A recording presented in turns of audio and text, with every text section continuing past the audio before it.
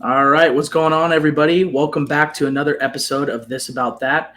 This is episode 14, I believe. And today we got a few guests on. We have my father, Curtis Voisin, on. Curt, how we doing? Good. Happy to be here. Thanks for letting me Good. go. Good. We're excited to have you. Sean, how we doing? Good. How are you? I'm good. But T-Lou, how we doing? Except for not seeing the recording in the corner. Yeah, I'm doing good. Excited for this episode. Sorry, I got a little technical difficulties over here. Apparently, No worries. Everything else is great. Good. We have a lot of good stuff to talk about. I'm really excited about this episode. So, let's dive right into it. So we're gonna go over a little bit of the this past NFL week and kind of a few of our teams overall. First, we're gonna start off with the Raiders. We were just talking a little bit before recording. And the Raiders looking pretty decent after this win. T-Lou, if you want to get into that a little bit, I know that's your team, so we'll let you take the reins on this one. Yeah, well, I'll get it started here. Sure. Week 1, come into Los Angeles, and we're dragging ass. We look slow. Halftime, we were a defeated team. J.K. Dobbins gashing us. We said no more. We're done. We go into Baltimore, enemy territory, behind enemy lines, and we just get to smashing. Oh, and did we ever smash? Only field goals in the first half, 6-9 going into halftime. They come out, they score. Oh, boy, we're in trouble. 17-6.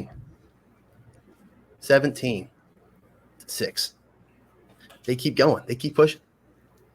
We tie that game up. We get out of there with a W. Let me tell you, when we tied that game, 23-23, I said to myself, I'm not even going to be pissed if we lose because we showed heart. That's what was desperately needed in week 1. Desperately needed was some juice, some life in that team, and we just didn't have it. Looked like they gave up. Yeah. I'm okay if we go 0-17. I'm not okay, but it feels better if you go 0-17 and you lose by 3 points every game because at least you're like, man, a couple of balls went our way. You had it, but, it's just right out of the grasp of the fingers. What I can't stand is a couple of years ago when we're blowing 17-point leads on a weekly basis. Mm-hmm. This is just the culture that's changing with Antonio Pierce. This is the players we have, Max Crosby, Devontae Adams just being leaders in the locker room. Gardner Minshew coming out here with a mullet, slanging that thing. Minshew.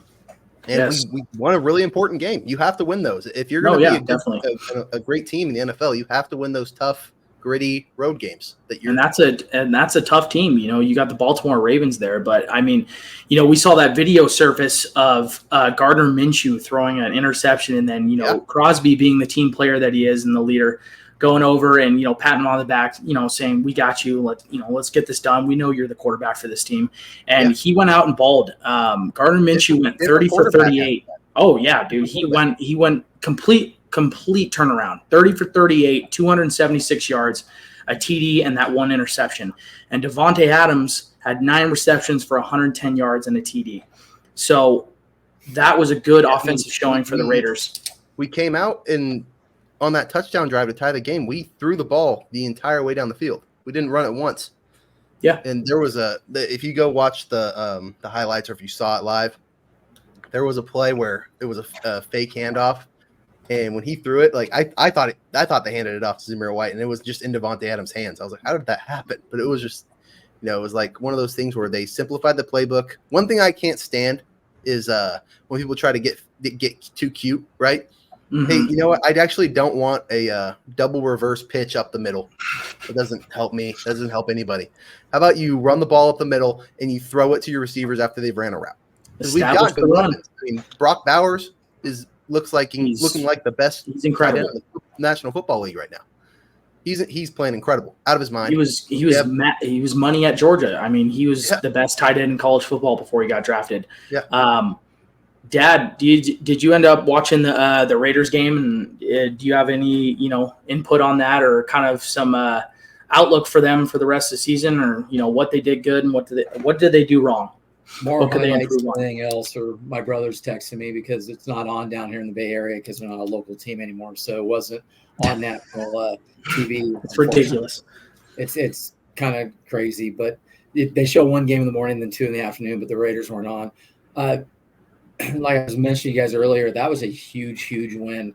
9.5 point dogs. They not only covered the spread, they beat the spread. I go, you can mark it down. Whoever watches this, it won't happen again. Someone's a 9.5 point underdog on the road and wins the game. Will not happen outright. No team the rest of the year will do what the Raiders did. You heard it here. They hung around. You know, their defense plays hard. They got to score a little bit more points, but their defense plays hard. Yep. They got Mr. You guys have the Carolina Panthers come in. Do not let down because it's going to be a long show next week. I've been telling everybody. I messaged Zach and Anthony this morning. I said this is one of those games, right? Like you just beat up a great team and you got down to the wire and you snuck out of there with a victory and you're going to go home and you're going to lose to Andy Dalton and the Panthers. I got that feeling. Not again. I've got that. Andy Dalton going on his 28th year in the football backup quarterback. Right? Yeah, and doesn't it just have that feeling of like a Joe Flacco game where he comes out and for whatever reason throws 3 touchdowns, 350 yards? That's how it feels to me. And the Raiders are what 0-4 against Andy Dalton, like in the last. The Raiders have never beat Andy Dalton. I'm terrified. It's so tough because he's literally probably the. He's like the best backup quarterback to ever fucking live, dude. But he's the most average. Like he's the Kirk Cousins and the Derek Carrs and the Jimmy Garoppolos before they were them, right? He's the guy he's a great quarterback if you can build a team around him. Yeah, right? And then it just kind of he just got shot in the face, and he there's the cards. This is what it was. This is what you're dealt, and you kind of just have to go. Yeah. And now he's getting the start against with the Panthers, and just like my dad said, it's probably been 25 seasons. Jesus, this guy just never gives up. 17.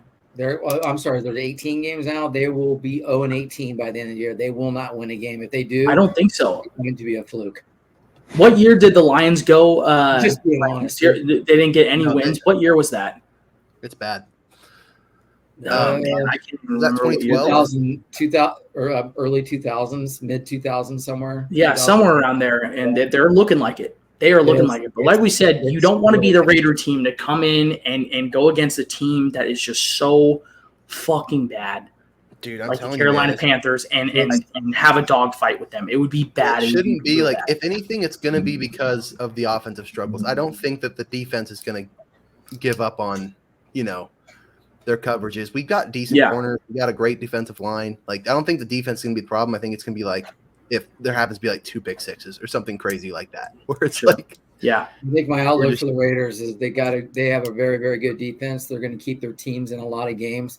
Can the offense score enough points just to get them over the hump? And win those close games like they did against Baltimore. If they do that, they're going to have a pretty good year. And their next few weeks, they don't have a tough slate. They've got the Panthers this week. The following week, they're going to have the Browns. After that, they go to Mile High to play Denver, and then they have the Steelers. You can walk out of week 6 5-1 if everything goes right. But then there's the other side of it where the other Raiders show up to play, who I know very well, and you end up. This is the next. You don't win another game until after the Steelers. You could be 1-5. It's just so extreme. Yeah.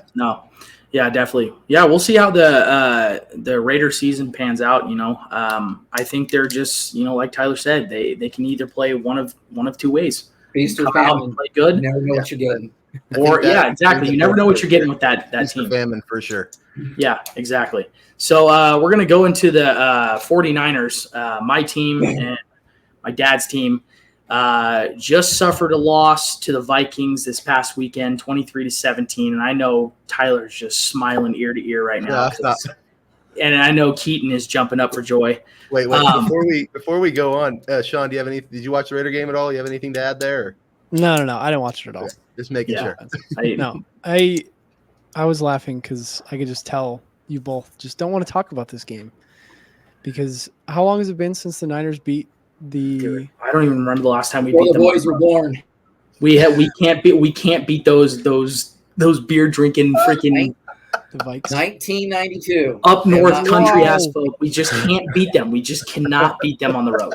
Can't do it. We can't beat them. In the playoffs, they might beat them, but no. But regular season at the Vikings place, we just 6-4 can't seem to get it done. And I'm not gonna lie, it was kind of embarrassing watching that game. Like I just like last drive, I had to turn off the TV. Offense looked bad play calling all the way around. I'm sure my dad can agree. I just don't know what we were doing on some plays. I was like, what's going on here? Defense was okay, and Warner is by far the best linebacker in the league, and there's no doubt about it.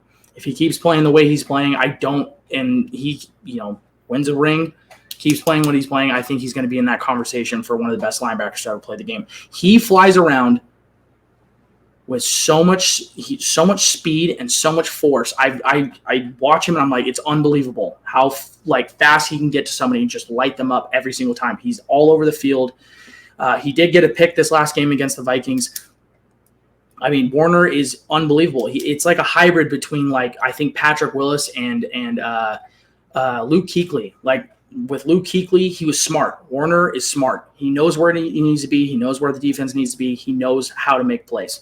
And then you got Ray Lewis, just absolute strength and power, and he's going to be in your face, and that's what Warner brings as well. Like I said, Shanahan, bad play calling, because I know he's a part of that. And I know my dad agrees here, and I'll let you talk here in a minute, Dad. But Shanahan, I think this is his last year unless he can do something.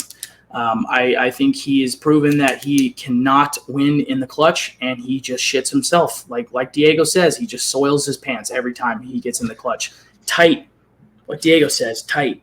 Gets like this. He's like this, and then boom, clenches. You know what it is. And Diego, he says it best.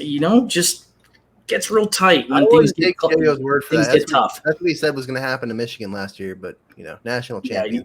Yeah, you know what, Diego? Sometimes Diego gets far out there a little bit.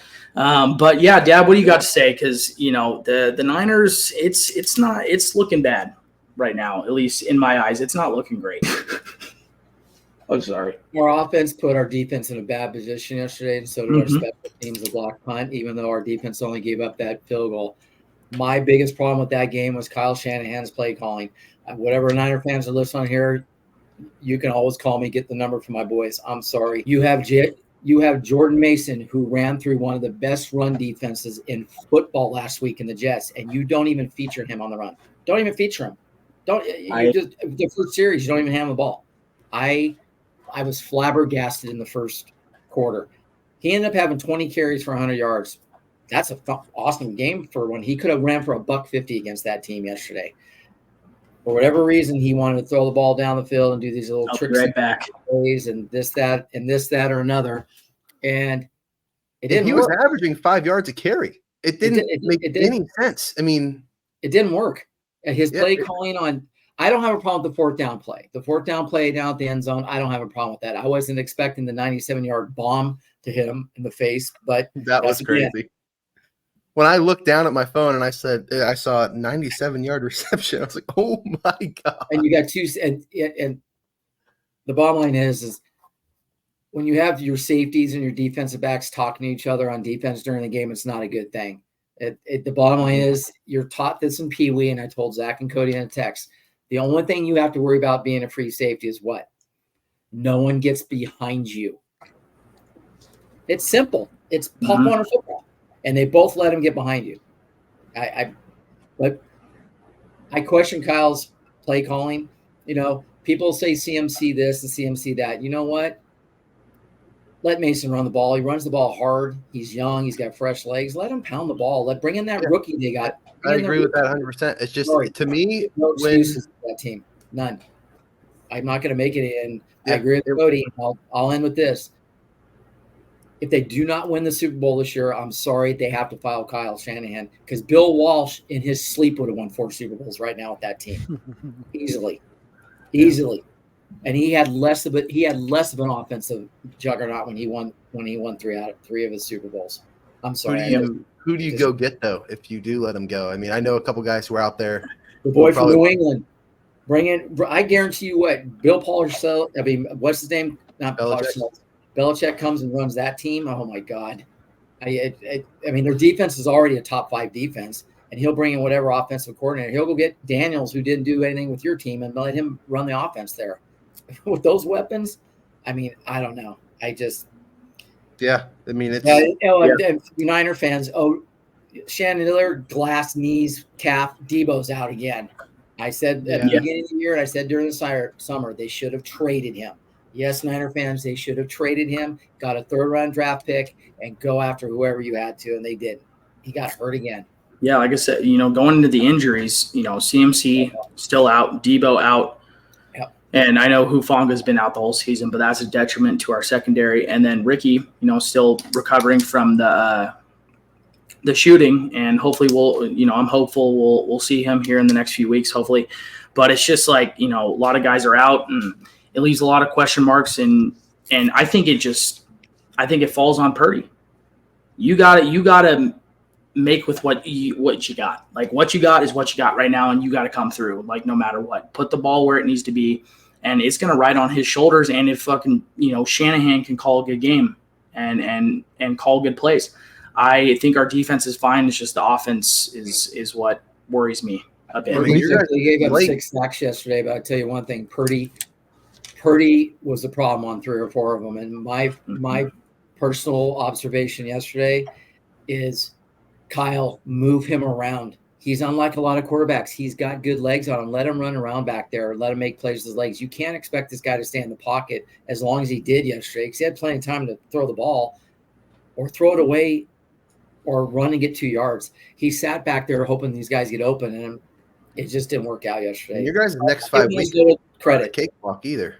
I give Minnesota credit. They blitzed every single down, and Kyle Shanahan should have saw it, and he should have adjusted Purdy at the line of scrimmage. And that's one thing that Kyle doesn't do with his quarterbacks. He doesn't let his quarterbacks audible. And Sam Darnold, he played well. Yep. He played well. At least this former Niner quarterback, he played well. He literally tore our secondary to pieces on some drives. I was like, dude, it's literally a 30-yard pass after pass, like middle of the field, wide open, and it's just ridiculous. It's like Sam Darnold. Like, well, he was like our third string guy, backup guy, whatever. This upcoming weekend against the Rams, they're beat up too. Cooper Kupp and what's his face, Puka Nacua. Both of them out. I mean, those are your 2 best wide receivers out. Like, if our defense plays the way they do, it's going to fall on our offense. It's going to be on our offense against the Rams, and they have to answer the call. I mean, you got 2 major guys out on their offense. You have to capitalize on those drives. You cannot go for right now too, and keep putting the defense on the field. This is what happens. Is like, you get this high-powered defense on the field for so many times, and you don't score as an offense. They get tired. They get tired. Looking at what the Rams just how they did against the Cardinals, you guys shouldn't have an issue, right? But it's when horrible. Yesterday. Yeah, it's bad. I mean, it makes you realize how much they're going to miss Aaron Donald for sure. Mm-hmm. The linebacker they traded away for nothing. Their middle linebacker who was an All-Pro last year. They gave him away for nothing. Yeah, because they didn't want to sign him. The one thing I noticed when I go back and look at the highlights or whatever, or see some of the plays from the Niners, to me it looks like, and you guys can argue with me if you want, when you guys lose an important part of your offense. Last year, I thought it was Trent Williams when he was injured for a few games. This year, it's Christian McCaffrey. I feel like Shanahan over-adjusts and gets concerned, like overthinks the fact that player is gone. Yep. And says, okay, well, now we have to beat them and overcome the fact that this guy's missing. And he overcompensates for the injuries, and he's just like, CMC's out. What do I do? It's like, dude, you have a running back that can put up just as good numbers. Like, use him, run the football. What they didn't do in the Super Bowl, was it the first Super Bowl against the Chiefs? Shanahan, bam, stops running the football. And I'm like, the fuck are you doing? You have a good running back. Use him, run the football, establish the run. Tight ends open, fullbacks, use check. I love when they use check. I love it. He's always open. He's open every time he goes down the field. They just don't see it. It's like, dude, implement these guys, do something new, and take advantage of the fact that the Rams are beat up. They're beat up, and so are we. But I still think we have the talent to take them. So we'll see. 49ers, they're there for a reason. Like I mentioned earlier, my brothers, most of the Niners backups would start for most teams in the NFL. They're that good. I mean, they're that good. But unfortunately, you get settled with with your same players, like like Ayuk. Okay, yeah, he's a little he's not conditioned the way he was. And okay, fine. Play that 82, that rookie, Cowling, whatever his name is. Yes, he muffed the punt. So what? The guy's a good wide receiver. He showed it in preseason. Let him play Jennings ball. is great too. Like, yeah, oh, I love Jennings. He brings the attitude. I love his attitude. I love it. I love Jawan Dad. And now that you guys are going to be missing Debo too, like for a couple weeks, That's I don't think you guys should win. I think you guys should win the next, like at least 3 out of the next 5. I hope. And it gets concerning where you're like, well, shit, what's going to happen when Shanahan starts messing with these play calls? I don't think we're going to lose to the Rams, but what if we do? Oh, I don't think we're going to lose to the Cardinals. Well, but when what they if lose the Rams, they start turning the ball over. I mean, you leave that up there. I mean, the Patriots, their defense is looking pretty nice. Personally, I would say Cardinals shouldn't be a problem. Seahawks is going to be tough. Like, these are all games where you're still going to be missing 2 of your best players potentially, right? I think Debo's supposed to be back in 2 to 3. I think McCaffrey should be back by at least who knows? 1, 2, 3, 4, 5. I think Should she be might back call the it Seahawks game, maybe the Chiefs game, but you guys have the Chiefs, Cowboys, Buccaneers all in a row, and those are. I mean, your guys' schedule's tough this year. Yeah. I mean, we'll see. I mean, like I said, I think it's the 49ers have a chance. They got a shot. But if they don't do what they're supposed to do and they make it to the big one and they lose again, Shanahan's gone. I don't see a reason why we keep him around. And it just doesn't make any sense to me. So, but with that being said, we're going to move on to a little bit of some college football talk. The first little topic I want to go over is University of Texas. #1 ranked college football team as of right now. And in my opinion, I think they're back. As an Oklahoma fan, I hate Texas with a passion. I can't stand them. And in years past, I've never been scared to face them. But I'm kind of dreading that game if we have the injuries we have still going into that game and we don't open up the offense. We are going to get crushed. They are 3-0, 52-0 win against Colorado State, 31-12 against Michigan. That's the game I kind of want to go over because it's their only so far a Power 5 opponent. They walked in to Michigan and they killed them. No way to really kind of get around that, and they looked real good. I mean, they looked so fast. I mean, Michigan's defense. But it's not just Michigan defense. It's the whole country has to worry about this team. That speed of that team was unreal, and it was on display all 3 weeks that they've played. But against a Power 5 school like Michigan and how they had their season last year, I mean, it was bad, and that definitely scares me as an Oklahoma fan. It's a big game, the Red River. You never want to lose to Texas. I don't care what schedule you have. I don't care what record you have. You don't want to lose to Texas. And if we have the injuries and we keep being conservative on offense, I don't know. Like, we had a close one against Tulane, and that was ridiculous. I was on the edge of my seat the entire game and pretty disappointed in our play.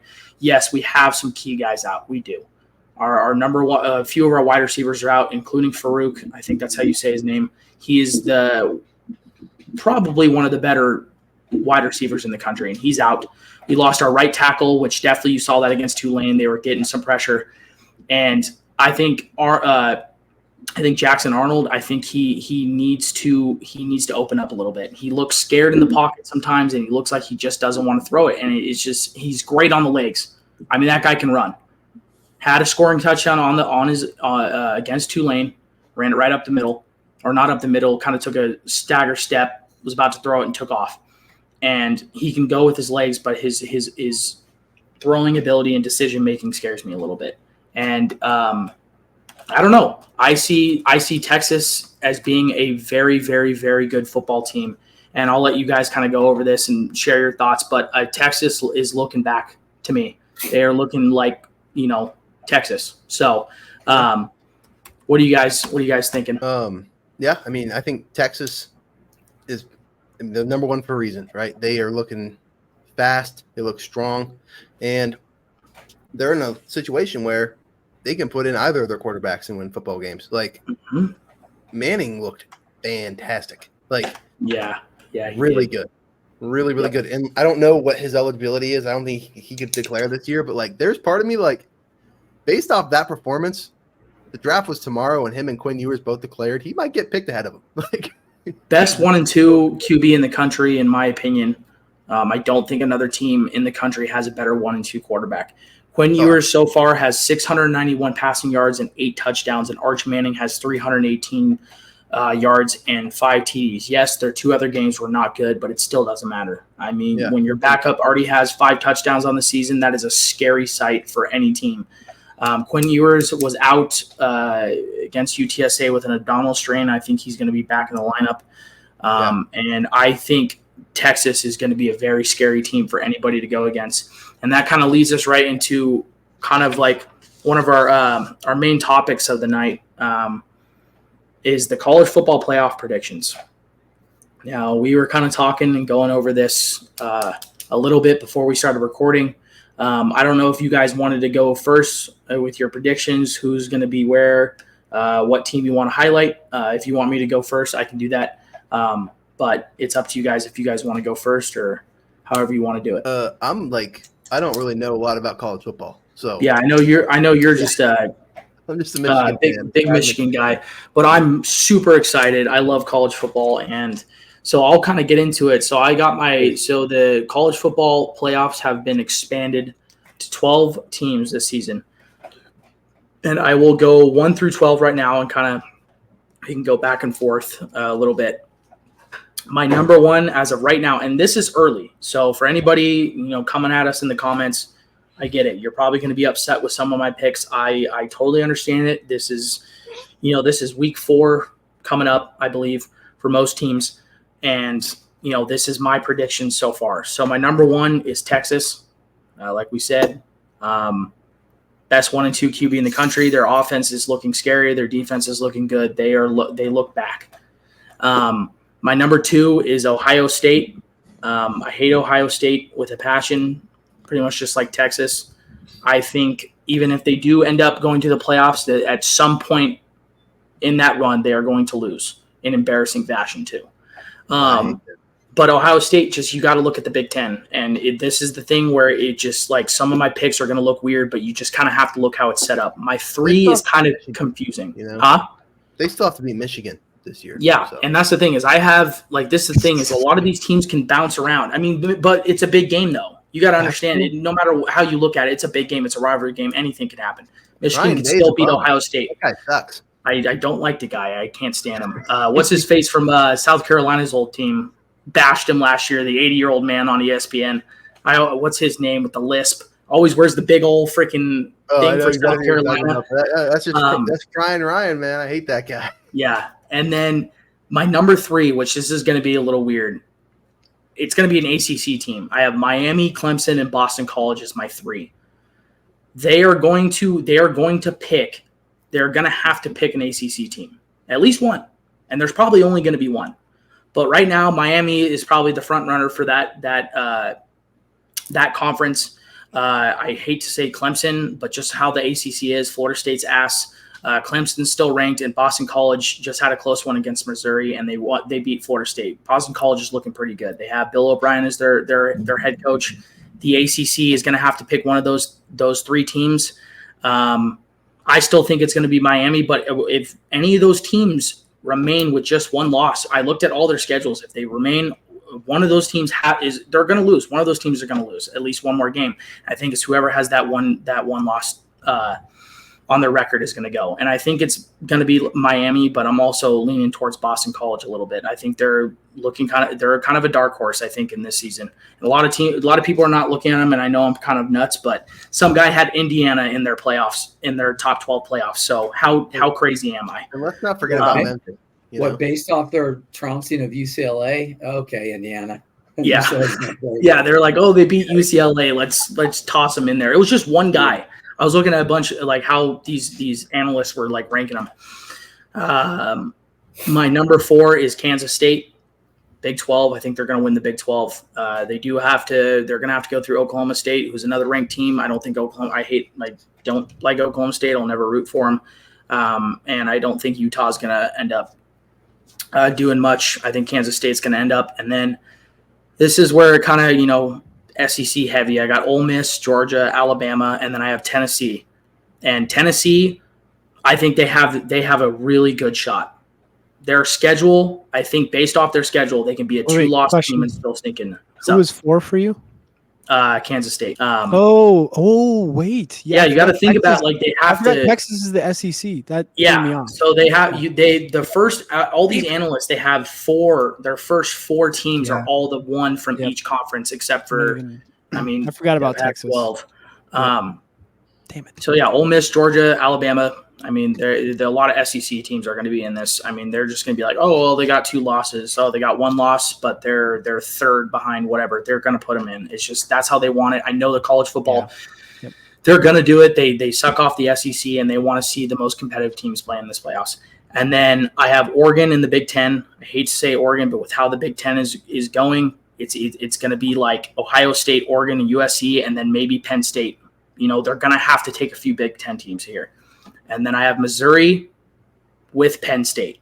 So Penn State and Missouri, I think, are bouncing off each other. Whoever has a better season, I think, will end up taking that spot. If Penn State ends up being the third in the Big Ten. And then I have USC as my 11th, which I don't know. USC looks better this year. We'll see what happens. And then I have Boise State always at number 12.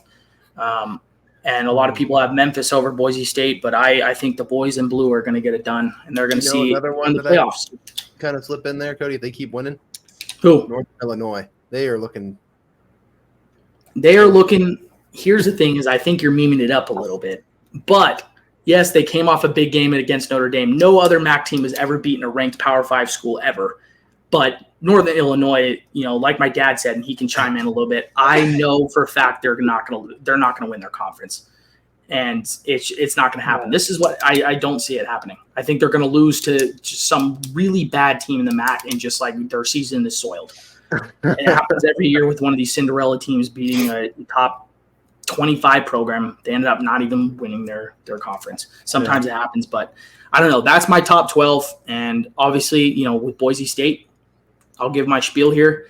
We had a close, tough game, 37-34 on the road against the number 7th ranked team, Oregon. We had that game in the bag. Special teams soiled. It was tough, but if we win every game here on out, we right now have the best chance out of any other non-Power 5 school in the nation to get into that 12th spot. And I think if we win every game from here on out, there's no reason why they can keep us out. So I don't know if you guys have any other thoughts about any other teams or. Have you guys played Wyoming yet? No. Good luck. They just lost to Idaho. That's not very good. So they haven't beat Idaho in like 100 years or something like that because their team's been around since there was like 10 players on their team. Wait, are we all giving a college football playoff prediction? Yeah, if you have them, if you have your top 12, like and I wrote out. Like I said, I just said mine, so if you can piggyback off those and switch them around. But I'm pretty excited about this year. I don't have one because I don't follow college football very closely. So I'll let you guys. I've got 1 through 8 picked out, and I'll spoil my 12th is going to be Boise State. We're getting in. Yep. One though, I have Texas as well. Originally I had Georgia at 2, but I forgot that Texas was in the SEC this year. So yeah, Texas 1. I think they're gonna. I hate to say it, but I think that they're back. Especially with Arch Manning in backup, and he's doing what he's doing. That's kind of scary. That's 1 and 2, dude. Yeah. Ohio State is 2. Tyler, they get to beat Michigan this year. Not they have to beat Michigan this year. They get to beat Michigan. It's a free year for them. 3, I'm putting Oklahoma State. I think they're going to do some big waves in the Big 12 now that the 2 good teams are not in it anymore. Yeah. Yeah, I think Oklahoma has a chance too. And 4, I'm going to put Miami for the ACC. I think the ACC is going to be at the 4 spot. Just because I don't think it's as strong. You can make a case for Big 12 to go 3 instead of 4. Sure. Number 5, I got Georgia. I think even though I don't remember who you put there, but even though Texas is going to win the SEC, I think Georgia is still Georgia. 6 from I want to say the Big 12 now. I got Utah. I think Utah is going to make some moves this year. Gotcha. I think them playing. I think they're going to play in the championship for the Big 12, so that'll get them that 6th spot. 7, I want to see Tennessee there. I could see them or Oregon there, though, being there for the 7th spot. So 7 and 8, I'll give a tie between Oregon and Tennessee. And that's as far as I got writing it down. Gotcha. I got 1 through 8. Yeah, I like that. I like the Oklahoma State in there. I personally, I being an Oklahoma fan, it's really hard for me to be like, yeah, Oklahoma State, I want to see them win. But they're not looking bad either. I mean, it's them, Utah, and Kansas State that I believe they're all still ranked in the Big 12. I think in the Big 12 championship, I see Kansas State probably versus Utah. I think Oklahoma State will fuck up at some point. But yeah, I'm pretty pumped. Dad, what do you got something similar to me and Sean, or you got, any input on any of these teams? What you've seen so far, just watching college football, or, what you've seen in the past kind of leading up to now? I haven't watched college football. I don't follow college football as closely as I do. I know Georgia dropped as they should have, but I'll give Kentucky a little bit of due. They played pretty hard. They played pretty good against Georgia. Georgia looks a little different on offense right now. I don't think that quarterback's as polished as the one they had last year. I don't think so either. A lot of people rave about that guy, and I just don't think he's that great. But Georgia, like Sean said, Georgia's Georgia. Their defense is still stout, and I'm not 100% sold on Texas yet because of who they've played. I mean, they're playing Louisiana Monroe this weekend. They're going to win probably 75-0. Now, after that, when they play Mississippi, I think they play Mississippi, Oklahoma, and Georgia 3 straight. When they start playing SEC teams, then I can give you a little bit more because I want to see that. I want to see Texas play SEC. That's pretty fair. I'm an Oklahoma fan.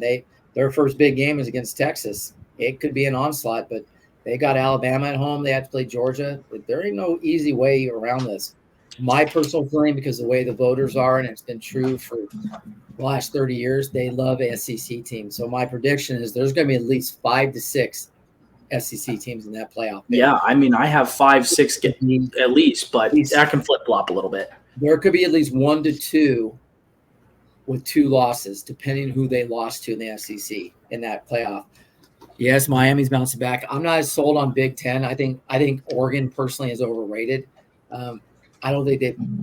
I mean, I like Boise State for what they did against Oregon, but I don't think Oregon. As soon as they play Ohio State, they're going to come back down to earth. But let's not forget about Penn State. If Oregon has to go play in that miserable weather in that stadium, and it's miserable weather, good luck. I don't wish it upon you going to Penn State because it is nasty. And it's a lot different coming from rainy Oregon. Dropping airplane down in Pennsylvania at the end of November. It's freezing. I kind of like Utah. I forgot they went to the Big 12. I watched Kansas State play a little bit this past weekend. They're kind of exciting, very fast team, very physical. They're not too bad, but I think it could come down between them and Utah. ACC is a flip of a coin. I think Miami's going to probably win that conference, but I wouldn't be surprised if Boston College does upset them. And I'm not going to count out Clemson right now. Yeah, Clemson hasn't looked great, but, they still have some decent players on the team. They could make a run at it at the end of the year.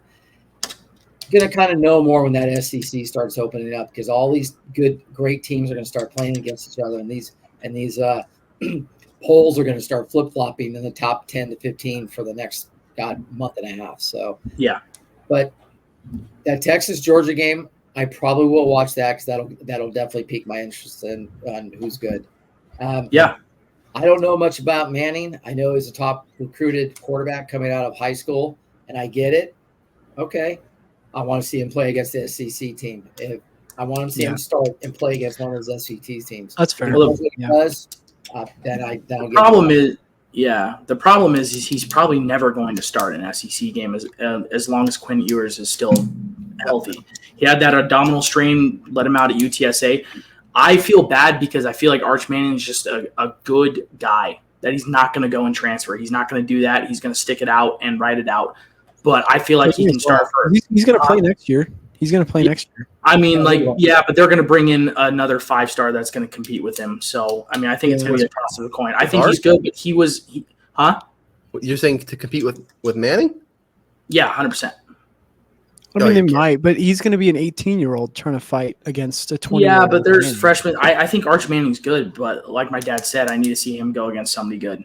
Like, Yeah, UTSA and they think about how much NAL they're probably giving that dude. There's no way that they're gonna like coming into a game where Michigan's already down by that much, playing against the third and fourth guys. Like I need to see him against an SEC school, and hopefully we will see it. I just don't know. Yeah. I think he's a good quarterback, but I don't know. I have this iffy feeling about him. Well, I want him to live up to the name. We'll see what happens, but Dad, what do you think about Boise State at that 12 spot?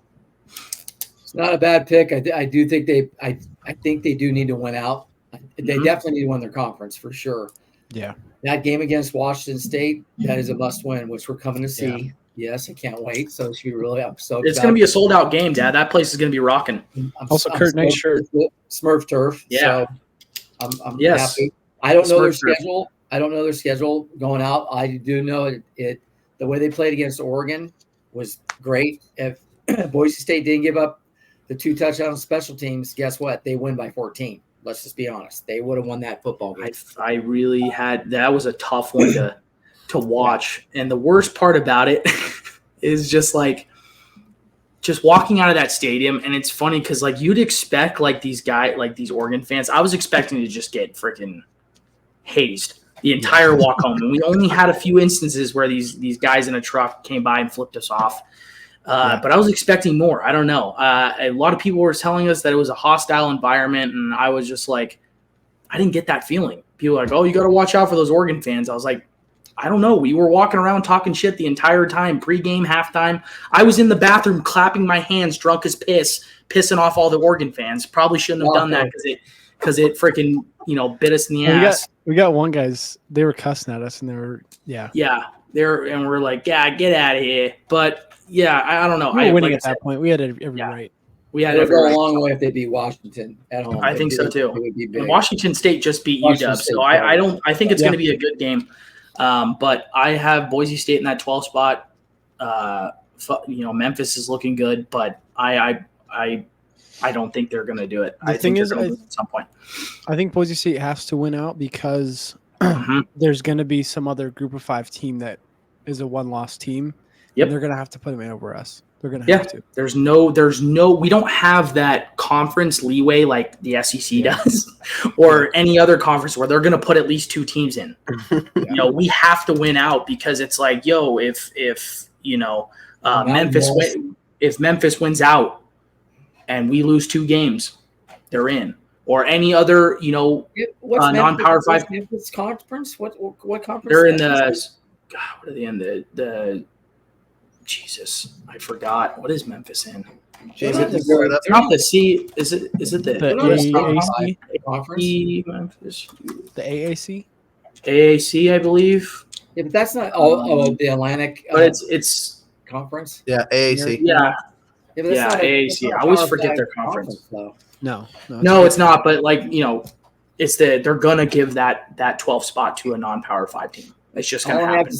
All I have to say, as long as Notre Dame does not even sniff that playoff spot, then I'm happy. Yeah, they better not. Entire year. God, I swear, if they put Notre Dame in over us, and we have the same loss record, and our loss came from a ranked Oregon team, and their only loss was against Northern Illinois, who's never sniffed a top 5 or a top 25 or a Power 5 game win ever.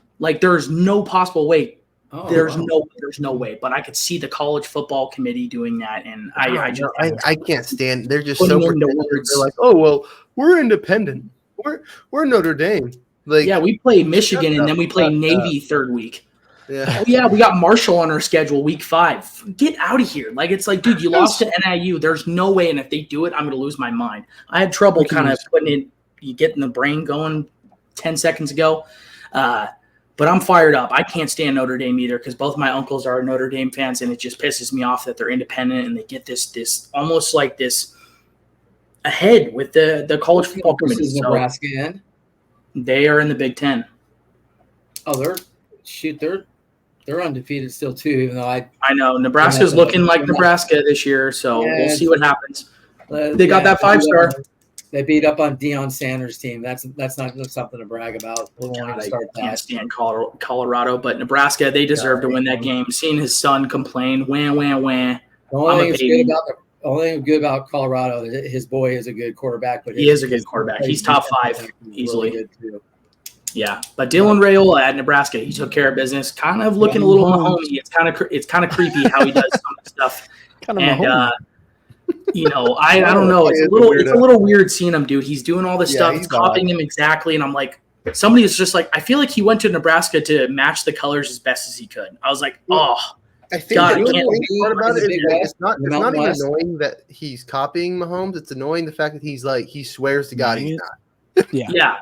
He's not even. He's like, no, I wear 15 because of Tim Tebow. Dude, you were like 5. The way he does the side. You have the headband exactly how the hair exactly this, the jumping up and down, dude. You have your jersey tucked in like he does. You have the back, everything like he does. Like it's weird. It's weird. He's a good quarterback, 5-star. Originally committed to Georgia, but he wanted to run from that, and I think he has a good opportunity. His dad played with Nebraska.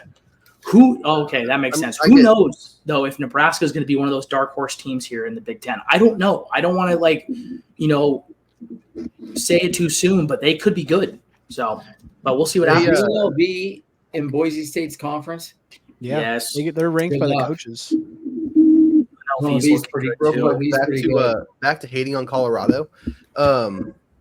Shedeur Sanders is like the most annoying person on the planet to me. He's just like a total prick. I think he's an absolute cancer. And they keep on posting things of him like, oh, well, look at Shedeur was watching the Raider game the other day. And then Shedeur was doing that. People are like dropping subtle hints being like, oh, he wants to be on the Raiders. That'd be the worst thing that could possibly happen. I don't want him anywhere near the honestly, I feel like the hate is a little, not too much, but I feel like there's some points where they put the camera on Shedeur Sanders and they're like, oh my God, he's talking shit to the other quarterback. And I'm like, everyone does that. They like to. No, I don't think it's that. Yes. I think it's like when you are, I'll go back to last season. When you're, what rank were they at the beginning of the season, Cody? They were like, it was like, I think it was like 15. It was like 16th or 15th going into like TCU or something like that. You get into a nail biter with Colorado State, and you beat them by 3 points or whatever it was. A team you had no business being that close with, and you want to go flash your Rolex to the fucking fans. Like, you're just a cornball, dude. You're corny, and nobody likes you. Like, yeah, honestly, I have a really hard time liking him as a person. He's a good quarterback, but I have a hard time, and I don't like. I just feel like Deion's just he just seems like one of those guys you don't want to hang out with. Like, I wouldn't want to hang out with him. I know that. Yeah, but if he ever asks, I'm telling him no. It's like me with Drake, dude. Drake ever asked me to hang out, I was like, dude, I'd rather watch paint dry. Yeah, I don't want to get diddled. Dad, what do you think about Colorado in that situation? With the overhyped and Deion, you watched Deion, in your prime. So he should have stayed. He should have stayed. He made more of an impact at Jackson State than he ever will at Colorado. I'm just being honest. I mean, they're going 4-8 again. He put Jackson State on the map because what he did for that college, and he got a lot going for that. Is that an FBS school or FCS school? FCS or HBCU, I believe. I mean, if I'm not mistaken. He put him on the map. I mean, he got a lot of good players coming out of that school. It's different when you go. It's different. He hasn't learned the fact that you went from a smaller D1 school to a massive D1 school, and you can't run that program right now the way you did at Jackson State. It doesn't work that way. These are across the country. These are big boy, and a lot of them left you. I mean, a lot of them left your program because they didn't like his. It was crazy, like the way when he left Jackson State, he left them in the dust. Like, took all their good players with him. Yeah, gone. He took it with him, but where's it going? What's it get him now? I mean, yes, his one wide receiver is really, really good. That kid is a stud. Number 12. I like Jimmy Horn though. Number 5. Jimmy Horn's good too. Yeah, he's good. Jimmy Horn's money. His son that plays defensive back is a very good ball player, and he's pretty good. He's okay. I think his kid playing quarterback's good, but he's got a cannon for an arm. I hope he turns into a true quarterback because he reminds me a lot of Lamar Jackson, just being honest, and that's not going to last very long. Yeah, that's actually a pretty good comparison. I'm not going to lie. He's kind of exactly like him, but I don't know. Quarterback to draft tomorrow. If the Raiders had a good enough draft pick, I'd probably go Cam Ward. Don't worry. Huh? Cam Ward, is that the kid from Miami? We just got thunder. It's lightning and thunder here. Oh, dude, I just heard it, and I could see Gatsby just glaring out the window, and he's just eyeballing it. I saw a flash, and then I counted. Yeah, but yeah, I think this season for college football in general is going to be one to not miss. I think there's going to be a lot of good games. Dad, just kind of wrapping up the college football stuff. What do you predict Oklahoma's going to go? Where are we going? What are we sitting at? How do you like our team? Any observations from the last few games? I know we haven't played, that tough of teams, but offense is not looking great. They have probably one of the best defenses I've seen them have in a long, long time. I think that's the tough part. Football. I think that. He is Stutzman, dude. Oh my God, guys, he's really good. Bowman, our defense, our safety, he's unreal. I mean, he plays safety. I believe he's played snaps at cornerback. If I'm not mistaken, I think I've seen him out there. Yeah. We have a lot of guys hurt, like I said, but I think we could have a good season. I just don't think we're going to be as good as everybody thinks. We're going to be jumping into the SEC like this with how many good teams there are. But, I mean, I could be mistaken. Who knows? I mean, I think our defense can come up big. And our defense is going to be huge Saturday because they play at home against Tennessee. So they better score points because Tennessee that's going to be a good game. Will run up that score. Well, they got that Nico kid at quarterback, and, me and Sean have been talking about him. He's California native. Yeah. And that guy is as good as advertised. I mean, he's 6'6", 6'7", extremely tall, almost like I can't even compare him to any quarterback that I've seen in the NFL, just size-wise. He just kind of is a bit of an anomaly. I'm not going to lie. Being 6'6", 6'7", I mean, I don't know. Yeah, but he's not as big as Allen. I think he's more lengthy. He's got a little bit more speed than Allen. Allen can take off and he can run, but he's almost a bulldozer. He was remember that quarterback that Oklahoma had, Dad, a few years ago? Blake something ended up being a tight end. He was exactly Blake Bell, dude. Perfect example, but he's not as good as obviously as Allen, but he just had the same build. Okay for their first year in the SEC, but they have the absolute hardest schedule. They have a tough schedule. Football. Their last 4 or 5 games. It is. I've looked at it. Their last 4 or 5 games. You can't wish that upon anyone. It's. I think the only they don't play is Georgia. Thank God. And they play Alabama at home, and I would love for them to beat Alabama. That'd make my year if they beat Alabama. I'm okay with that. Alabama, Texas. They play ranked Missouri, Ole Miss, Mississippi State. I mean, their schedule. Tennessee. I mean, their schedule is nothing short of tough. So I'm hoping we just go to a good bowl game. And hopefully we'll get a good record. Maybe they'll shock me. Who knows? I don't know. If they don't score, they don't start scoring points, they're going to get ran. You can't keep putting the ball back to the SEC teams. It's not going to happen. I mean, they should have blew that team out of the water last week. Tulane's one of those other non-Power 5 schools that I don't know. They've been hanging tough with some teams in the last recent years, but I mean, like I said, we got to open up the playbook. I told Sean this, we don't open up the playbook, it's going to be a long day. I'm sick and tired of short shit. Establish the run, but start opening it up a little bit. I know we're hurt, but man, we got to get this going because I mean, you score 16 points against Houston. The fuck is that? Come on. We got to score more points than that. But our defense is looking good. Finally, I can finally say that after so many years. I do like what he's building there.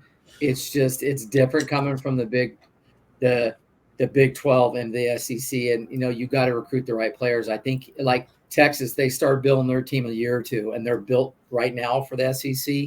But I want to see how they perform against SEC teams. Well, I mean, Texas is never going to be bad again because. If you know anything about Texas as a state, they love their college football, and they're just going to pump NIL money. I despise NIL. It's the worst thing that's ever happened to college sports. It is 1,000% agree with you on that. Absolutely awful. Absolutely. The only thing that I disagree with that statement is the fact that I feel like there is some. It's just with the video games and the merchandise and everything that's going out with some of the. I mean, some of these dudes, you got to remember. Not all these guys are going to the playoffs. All right, okay, playoffs. NFL. Not a lot of these guys are going pro. They're not getting drafted. They're not getting signed. They're not getting picked up. But if you're a starter, you're going to make good money from the NIL no matter what. And some of these guys are kind of relying on this. It's like, get your bag now, because who knows how long their career is going to last, even if they do get drafted. You know what I'm saying? I disagree with that, just because you were given a God-given talent that you can play football at an elite level. And this school is willing to bring you in and pay for your schooling so you can play football for them and get your education. If you're not good enough to go to the NFL, too bad. Good thing you went and got a 4-year degree. Too bad. The bad thing is some of these guys are so fucking stupid that they're like, oh, I'm just going to go to the NFL. And see, I think – and then they have nothing. Yeah. I think where they should limit it is that the NIL should not come from the school. Like, you should not be like, oh, if you go to this school, you'll get this. Like, that kind of stuff is what pisses me off. If it's like Honda come to you and they're like, hey, we want you in a commercial, that's fine. If EA Sports wants to pay you to be in a video game, that's fine. That should be allowed. If you want to make money off your own merchandising, that's fine. But when it's like these schools spending money, which I get it's going to be part of it, but if there's some sort of way that they can make it so that schools cannot influence where they get their NIL money, that's where it really comes into play. Like, I mean, the shitty thing is that I don't think that's ever going to happen, because how do you control that? I don't know. Why do you think – you got a good point, because why do you think Saban left? Saban is like Tyler said, despised that NIL and what's done to college football. That's the reason why he left. He walked out that door because he can't stand it. He didn't like it. Look at Clemson's head coach. He doesn't like not being in control. They don't have one transfer portal kid on his team. And he don't like that NIL either. And you got a good point. It should be outside of that. But see, when you got like Georgia and Alabama, hey, come here, you get this NIL deal. We'll get it over to you. No problem. You take care of the family. Yeah. And that's what's happening.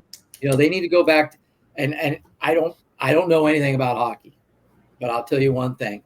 Why don't they start talking about old school sport like hockey and kids in college hockey?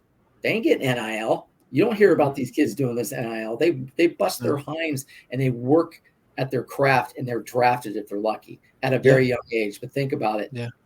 If these kids that come from the states that allow hockey, that predominantly are hockey states and Canada, it's all about old school hard knocks work.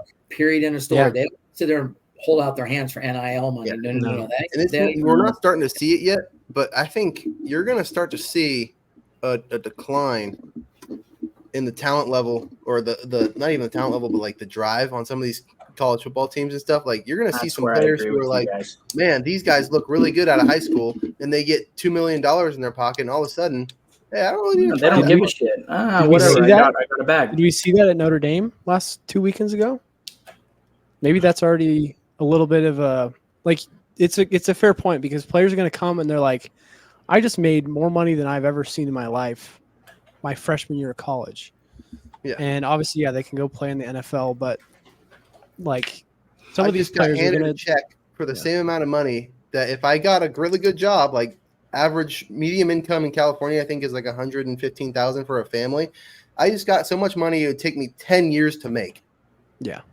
What do I need to do now? Yeah. Well, I get that. I mean, Notre Dame's never going to have these NIL players, because if you don't have a certain grade point, once you go to Notre Dame, you will never step foot on that campus. That's the reason why they're independent. That's the reason why, and I'll say it here, they will never compete for a national championship. It will never happen, because as soon as they lose to one ranked team, how can you put them in there? Because they're not in the conference. The only time they played in the national championship was against Alabama, and they lost 49-7, I think, something like that. It's just there won't be any NIL going there. It won't happen in Notre Dame, because Michigan doesn't really do it either. We'll never allow that to happen. Michigan, like the plague, and it's like, it sucks. We're not going to be able to get any players. I'm curious to see how it evolves over the next few years, because I think the NIL deal is it's a double-edged sword. I really do. I think on one hand, it's like, okay, it can benefit some of these dudes for sure, because not all of them are going to go. But on the other hand, it's like, okay, does the productivity go lower? Do all these guys become egotistical maniacs and not want to play the game? So it's just it's a tough deal. Like, I wonder how much Dion's paying his son to play for him. Like, that's like the crazy stuff too, right there. Like, oh, I'm sure that kid's making fucking millions, dude. I mean, if Arch Manning's making $2 million at Texas for being he's a backup right now. I mean, he's not even playing most games. It's different of a topic regarding Dion's son. The boy had to file bankruptcy. That's for another podcast you guys talk about. He blew all. That's right. I forgot about that. Colorado. Yeah. Didn't that just come out? Daddy's bailing him out behind the scenes, but you can't bail out. I can't remember how much money. Man took a loan out for the Rolex. Forgot to pay it back. I think a good way to regulate it, like just talking hypothetically, I don't know if this is actually attainable or not, but maybe it's like they step in, they're like, okay, like we're tired of these $1 million deals. You're a fucking 18-year-old kid. If you're a 5-star recruit, you get $100,000 a year. If you're a 4-star recruit, you get $60,000 a year. If you're a 3-star, you get 20. If you're a 2-star, you get 10, whatever. And if you're a 1-star, you get jack shit. Go to school for free. But like that is what will make it like, okay, well now we know if we want these 5-stars, this is how much we're gonna have to pay them. And that way it's more like now you're working a summer job, right? Like extremely high paying. You got alumni own all these businesses, so they're not getting NIL. They're going to go wash cars for $50 an hour. I mean, you can't win to lose. That's true. Yeah. One thing. Are you allowed to have a job as a college athlete or no? Yeah, you are. Yeah. I think there's certain rules on what you can do. Yeah. I don't think it can be like something crazy, but I'm sure they're allowed to work. Some alumni be like, hey, I need you to shred papers. I need you to shred one sheet of paper for me every week, and I'll give you $100 an hour. There was one dude at Tin Roof who he was in like track and field, and there was like certain things he couldn't do. Like not at Tin Roof, but there was like certain jobs like he couldn't work, or I don't know. I don't remember exactly. But we had a wide receiver. We had one of our wide receivers work. Yeah, Cole.